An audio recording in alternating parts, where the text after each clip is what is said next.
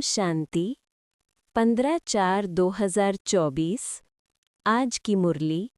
ओम शांति। बाप दादा मधुबन। मीठे बच्चे, तुम्हारा स्वधर्म शांत है। सच्ची शांति शांति धाम में मिल सकती है। ये बात सबको सुनानी है। स्वधर्म में रहना है। प्रश्न: कौन सी नॉलेज एक बाप के पास है जो अभी ही तुम पढ़ते हो?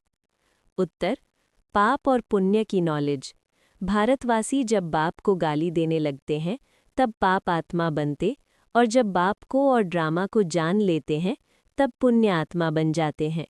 ये पढ़ाई तुम बच्चे अभी ही पढ़ते हो।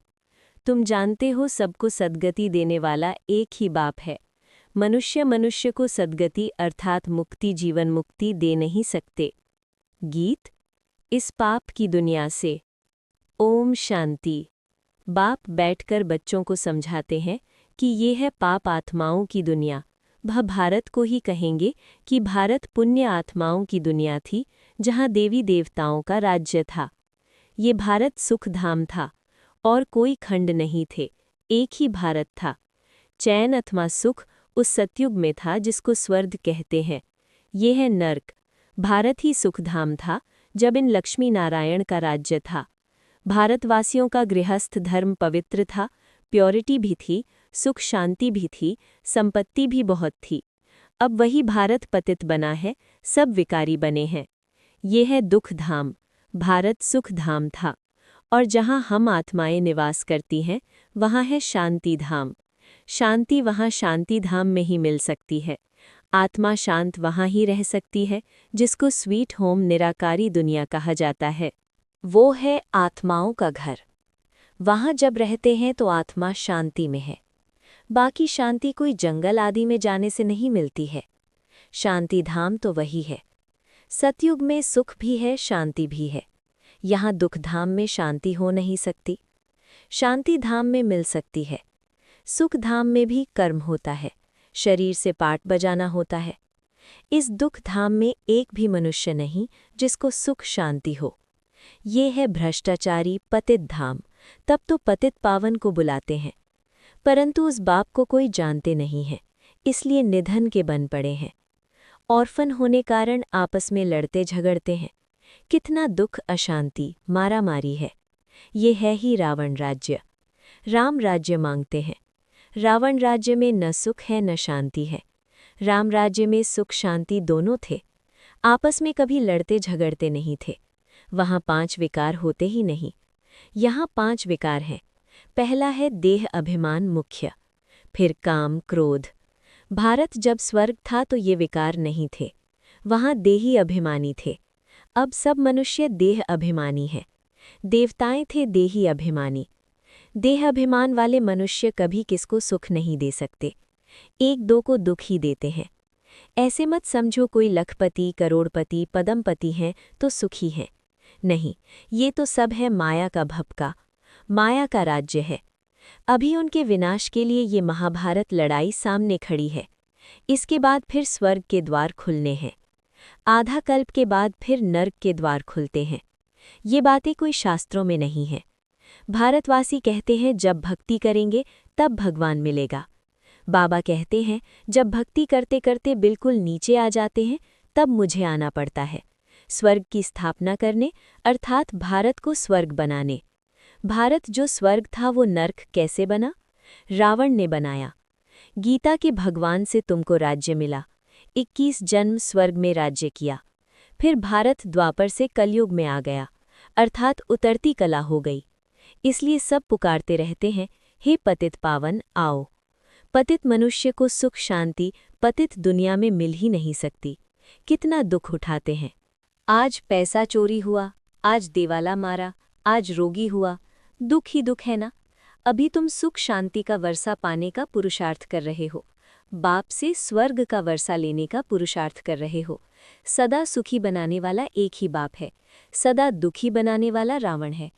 ये बातें भारतवासी नहीं जानते हैं। सतयुग में दुख की बातें होती नहीं, कभी रोना नहीं पड़ता, सदैव सुख ही सुख है।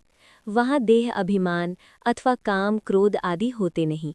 जब तक 5 विकारों का दान न दे तब तक दुख का ग्रहण छूट नहीं सकता। कहते हैं ना, दे दान तो छूटे ग्रहण। इस समय सारे भारत को 5 विकारों का ग्रहण लगा हुआ है। जब तक ये 5 विकार का दान न दे तब तक 16 कला संपूर्ण देवता बन न सके। बाप सर्व का सद्गति दाता है। कहते हैं गुरु बिगर गति नहीं, परंतु गति का भी अर्थ समझते नहीं। मनुष्य की गति सद्गति माना मुक्ति, जीवन मुक्ति, सो तो बाप ही दे सकते हैं। इस समय सर्व की सद्गति होनी है। दिल्ली को कहते हैं न्यू दिल्ली, पुरानी दिल्ली, परंतु अब न्यू तो है नहीं। न्यू वर्ल्ड में न्यू दिल्ली होती है, ओल्ड वर्ल्ड में ओल्ड दिल्ली होती है। बरोबर जमुना का कंठा था, दिल्ली परिस्तान थी। सतयुग था ना, देवी देवताएं राज्य करते थे। अभी तो पुरानी दुनिया में पुरानी दिल्ली है, नई दुनिया में तो इन लक्ष्मी नारायण का राज्य था। भारतवासी ये भूल गए हैं।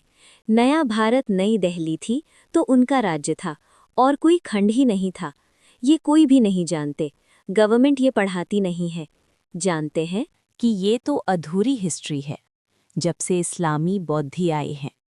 लक्ष्मी नारायण के राज्य का कोई को पता नहीं है। ये बाप ही बैठ समझाते हैं कि सारी सृष्टि का चक्र कैसे फिरता है। जब भारत स्वर्ग था तो गोल्डन एज था, अब वही भारत देखो क्या बन गया है। फिर भारत को हीरे जैसा कौन बनाए? बाप कहते हैं जब तुम बहुत पाप आत्मा बन जाते हो तब मैं आता हूँ पुण्यात्मा बनाने। ये ड्रामा बना हुआ है जिसको कोई भी नहीं जानते। ये नॉलेज सिवाय बाप के कोई दे न सके। नॉलेजफुल बाप ही है, वो आकर पढ़ाते हैं। मनुष्य मनुष्य को कभी सद्गति दे नहीं सकते। जब देवी देवता थे तो सब एक दो को सुख देते थे, कोई भी बीमार रोगी नहीं होते थे। यहाँ तो सब रोगी हैं। अब बाप आए हैं फिर से स्वर्ग बनाने। बाप स्वर्ग बनाते हैं, रावण नर्क बनाते हैं। ये खेल है जिसको कोई भी नहीं जानते हैं। शास्त्रों का ज्ञान है फिलॉसफी, भक्ति मार्ग, वो कोई सद्गति मार्ग नहीं है। ये कोई शास्त्रों की फिलॉसफी नहीं है।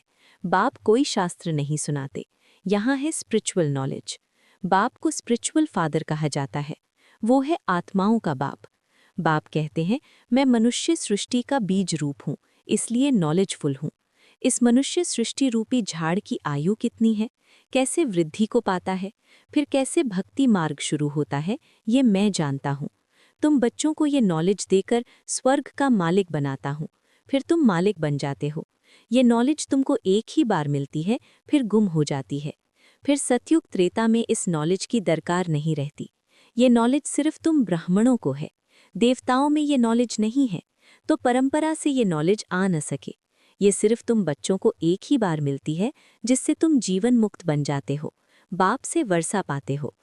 तुम्हारे पास बहुत आते हैं, बोलते हैं मन की शांति कैसे मिले, परंतु ये कहना भूल है। मन बुद्धि आत्मा के ऑर्गन्स हैं, जैसे शरीर के ऑर्गन्स हैं।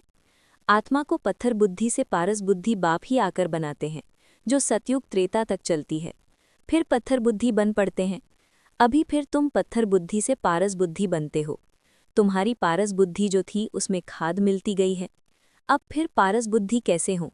बाप कहते हैं हे आत्मा मुझे याद करो। याद की यात्रा से तुम पवित्र बनेंगे और मेरे पास आ जाएंगे। बाकी जो कहते हैं मन की शांति कैसे मिले, उन्हें बताओ कि यहाँ शांति हो कैसे सकती। ये है ही दुख धाम, क्योंकि विकारों की प्रवेशता है। ये तो बेहद के बाप से ही वर्षा मिल सकता है। फिर रावण का साथ मिलने से पतित बन जाते हो, फिर बाप द्वारा पावन बनने में सेकंड लगता है। अभी तुम आए हो बाप से जीवन मुक्ति का वर्षा लेने। बाप जीवन मुक्ति का वर्षा देते हैं और रावण जीवन बंध का श्राप देते हैं। इसलिए दुख ही दुख है। ड्रामा को भी जानना है। दुख धाम में किसको सुख शांति मिल न सके। शांति तो हम आत्माओं का स्वधर्म है। शांति धाम आत्मा का घर है। आत्मा कहती है हमारा स्वधर्म शांत है। ये शरीर बाजा नहीं बजाता हूँ, बैठ जाता हूँ, परंतु कहाँ तक बैठे रहेंगे? कर्म तो करना ही है ना। जब तक मनुष्य ड्रामा को नहीं समझे तब तक दुखी रहते हैं। बाप कहते हैं मैं हूँ ही गरीब निवाज, यहाँ गरीब ही आएंगे। साहूकारों के लिए तो स्वर्ग यहाँ है, उन्हों की तकदीर में स्वर्ग के सुख है नहीं। बाप कहते हैं हम गरीब निवाज हैं, साहूकारों को गरीब और गरीबों को साहूकार बनाता हूँ। साहूकार इतना ऊंच पद पा नहीं सकते, क्योंकि यहाँ साहूकारों को नशा है। हाँ प्रजा में आ जाएंगे, स्वर्ग में तो जरूर आएंगे, परंतु ऊंच पद गरीब पाते हैं। गरीब साहूकार बन जाते हैं।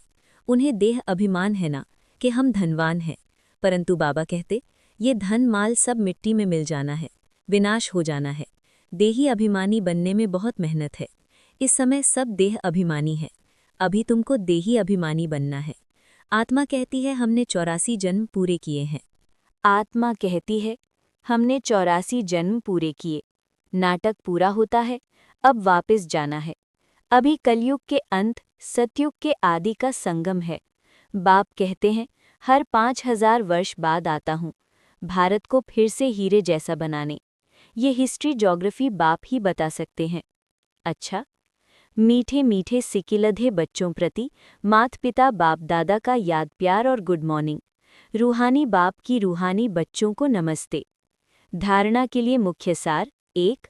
बाप से जीवन मुक्ति का वर्षा लेने के लिए पावन जरूर बनना है।